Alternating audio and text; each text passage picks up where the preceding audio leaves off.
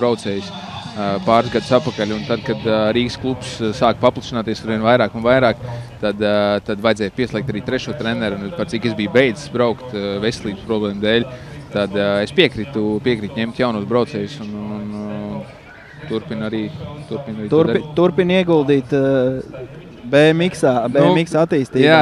Jā. Atgādināšu arī televīzijas skatītājiem, ka paralēli mūsu sarunai ar Māru Gūtmanu, kurš ir treneris BMX klubā Favorīts, šobrīd notiek 9 un 10 gadu vecu zēnu ceturdaļa fināla braucieni, lai zēni izmačojās par vietām pusfinālā, jo, kā jau iepriekš teicu, tātad katra no pusfināla braucieniem tikai 4 labākie iekļūst finālā, tādējādi finālā jau cīnoties par 1. un 8. vietu kopvērtējumā. Atgriežoties pie sarunas ar Māri,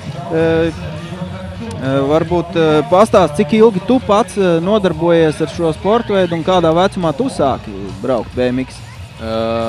Pats sāku 7-8 gadu vecumā braukt. Tajā laikā gan vēl 8 gadi bija salīdzinoši jauns vecuma posms.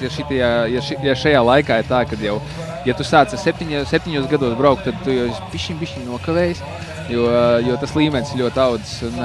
Pats es braucu līdz 11. gada mājām.